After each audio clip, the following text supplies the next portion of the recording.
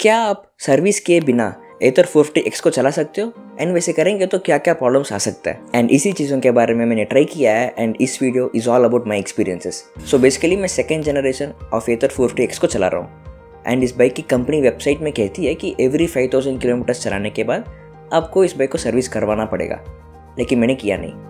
Close to 7500 kilometre चलाने के बाद ही मैंने करवाया। टू बी ऑनेस्ट ये मेरा सबसे पहला सर्विस था इस बाइक लेने के बाद। क्लोज टू 6000 किलोमीटर क्रॉस करने के बाद स्टार्ट हुआ था सबसे पहला प्रॉब्लम। चलाते वक्त इस बाइक एक कंसिस्टेंट साउंड करता है, ऐसे सब माइनिंग साउंड करता है। स्पीड ज़्यादा हो या कम हो ये साउंड आता ही है, लेकिन जैसे मैंने 6000 क्रॉस किया था साउंड अचानक से इंक्रीज होना स्टार्ट हुआ एंड वेरी अनकंफर्टेबल साउंड बन गया था। रिलीज होने से पहले ही साउंड ऑलमोस्ट डबल हो चुका था एंड ये मुझे समझ आ रहा था कि ये फर्स्ट इंडिकेटर है टू से कि बाइक स्ट्रगल करना स्टार्ट हो चुका है। स्टिल मैं वैसे चलाता रहा। जैसे 7000 किलोमीटर क्रॉस किया तब तक इस बाइक की साउंड बहुत अजीब एंड अनकंफर्टेबल बन गया था, लेकिन एट दिस पॉइंट इसके साथ बहुत अजीब इश्यूज होना स्टार्ट हुआ था। बाइक की प्लास्टिक फ्रेम टूट गया। सो बेसिकली ये वाला प्लास्टिक फ्रेम जो इस बाइक की मोटर को कवर करके रखता है समहो ये टूट गया। शायद रोड पे कुछ पत्थर वगैरह लग गया होगा, लेकिन प्रॉब्लम इसे देखने के लिए छेद है, लेकिन फैक्ट इज ये एंटायर फ्रेम टूट गया। छेद से अंदर वाली कंपोनेंट्स एंड वायर्स भी दिखता था एंड ये बहुत खतरनाक छेद है क्योंकि this frame covers your motor and lot of components. अगर थोड़ा ज्यादा जोर से लगा होता तो इंटरनल कंपोनेंट्स को ये कुछ भी कर सकता था, जो बहुत एक्सपेंसिव होगा। उसके बिना भी ये रिस्की है क्योंकि बारिश, धूल, चूहा ऐसे कुछ भी कर सकता है। एंड इसके साथ इस बाइक के पीछे मडगार्ड पे वेरी अजीब छेद पड़ गया था, जैसे कोई फिंगर से ऐसे प्रेस करके छेद बना दे टपके से। टिल नो मुझे समझ ही नहीं आ रहा है ये छेद पड़ा कैसे। अब ये फ्रंट एंड बैक पे प्लास्टिक फ्रेम्स टूटना बस ये दिखा रहा है कि इसके प्लास्टिक फ्रेम्स कितना वीक है। वैसे आप बोल सकते हैं प्लास्टिक इनमें प्लास्टिक ही होता है। सो बाय दिस पॉइंट मैं डिसाइड कर लिया कि अब इस बाइक को सर्विस करवाना ही पड़ेगा।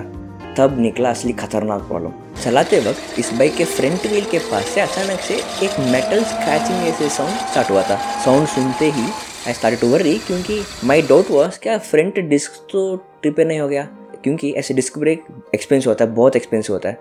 सो आई स्टार्टेड टू वरी क्या अब सर्विस देना है कि नहीं सोचने लगा था। At the same time dashboard पे भी बहुत इश्यूज स्टार्ट हो गया था, लैग हो रहा था, हैंग हो रहा था। जस्ट फ्यू डेज पहले भी ठीक चल रहा था इस डैशबोर्ड। अब इसमें नेविगेशन इशू है, इसका ब्लूटूथ इशू है। स्मार्टफोन से डैशबोर्ड को नेविगेशन भेजूं तो पहुंचेगा ही नहीं। इनफैक्ट ऐसे फ्यू टाइम्स ऐसा हुआ है कि स्मार्टफोन से ऐसे भेजने के बाद 1-2 डेज के बाद दिखता था इसके ऊपर नेविगेशन। एंड मैं नेविगेशन इस डैशबोर्ड के ऊपर ही टाइप करने को ट्राई करूँ, एवरी की प्रेस करने के 2-3 सेकेंड्स के बाद दिखता था कि मैंने प्रेस किया नहीं। तो मैंने डिसाइड कर लिया ठीक है भाई अब टाइम हो गया। एट दिस पॉइंट मैं क्लोज टू 7500 किलोमीटर चला लिया था। आई थॉट ठीक है अब टाइम है, इस बाइक को अब सर्विस करवाना ही पड़ेगा। तो मैंने स्लॉट बुक किया एंड सर्विस स्टेशन गया था। वहाँ चेक करने के बाद ऐसे निकला जैसे मैं वरी हो रहा था, इस बाइक का फ्रंट डिस्क पूरा टूट गया था। And this was the moment I realize कि आई स्क्रूड इट। अब ये एक्सपेंसिव होने वाला ही है एंड इसके साथ मुझे सर्विस करवाने के लिए एक सब्सक्रिप्शन प्लान लेना था। एवरी पर्सन को लेना होता है, लेकिन पर्टिकुलरली अब मुझे खरीदना ही पड़ेगा क्योंकि मैंने टाइम पे नहीं करवाया सर्विस। सो बाइक सारा अब चेक करने के बाद शायद ये निकल सकता है कि बहुत सारा चीज़ों को रिप्लेस करने पड़ेगा। अगर वैसा है तो बिना सब्सक्रिप्शन बहुत एक्सपेंसिव हो जाएगा। आई थिंक अभी शायद सब्सक्रिप्शन प्लान को ये कुछ चेंजेस कर रहे हैं, लेकिन जब मैंने करवाया था तब 2 प्लान्स थे, सर्विस लाइट एंड प्रो। फ़र्क सिंपल है, एक्स्ट्रा आपको 400 रुपये पे करना पड़ेगा।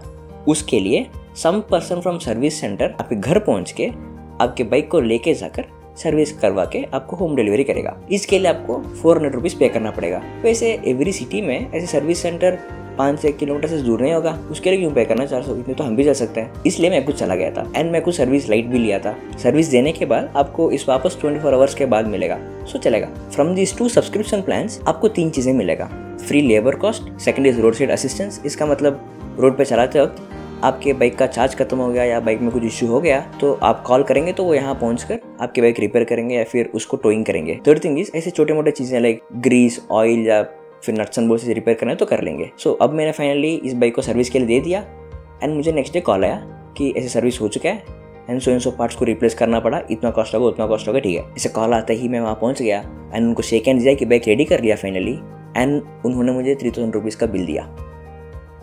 एंड दिस इज इसके सब्सक्रिप्शन के बिना, उसके साथ ऐड करें तो क्लोज टू 4000 रुपीज़ हो जाएगा। इस 3000 रुपीज़ में कॉस्ट स्प्लिट ये है, फ्रंट डिस्क चेंज करने के लिए 1500 लगा था, उसमें 200 rupees is labour cost. Plastic frame change करने के लिए 1500 लगा था, उसमें 800 प्लास्टिक फ्रेम के लिए, एंड 700 इज लेबर कॉस्ट। पीछे वाला दैट मडगार्ड वाला होल मैंने रहने दिया क्योंकि उसको रिप्लेस करने के लिए 700 रुपये लगता था एंड मुझे लगा कि इतने पैसों के लिए इतना वैल्यू इसमें है नहीं। थोड़ा एक्सपेंसिव हो गया service, I know 3000 rupees for servicing plus 800 for subscription plan, expensive हो गया। लेकिन इतने सारा करवाने के बाद क्या मेरा सारा ठीक हो गया?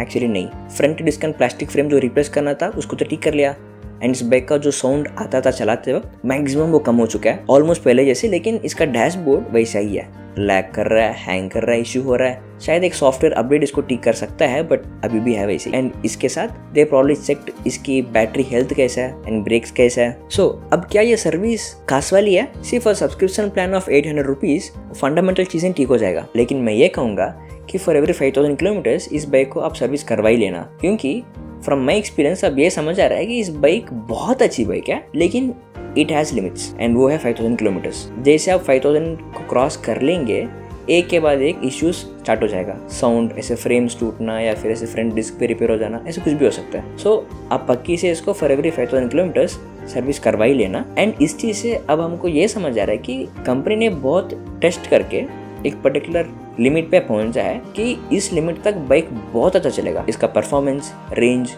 इश्यूज ऐसे कुछ भी नहीं होगा, लेकिन it has a limit and वो है 5000 किलोमीटर्स। अगर आप इस 5000 किलोमीटर्स सिर्फ 3 मंथ्स में ही चलाने वाले हो, आपके लिए फिर सब्सक्रिप्शन प्लान बेस्ट रहेगा, क्योंकि 3 मंथ्स के लिए यू हैव टू पे ओनली 800 रुपया। सो इट मीन्स आपके लिए इसका सर्विस बहुत सस्ता पड़ जाएगा। So finally my bike is ready and back to its best performance. इस बाइक से अच्छी चीज़ ये है कि आप इसको रफ चलाओगे या जितनी भी रफ चलाओगे, परफॉर्मेंस आपको कभी भी डिसअपॉइंट नहीं करेगा। So what do you think? आप जरा नीचे कमेंट्स में बता देना।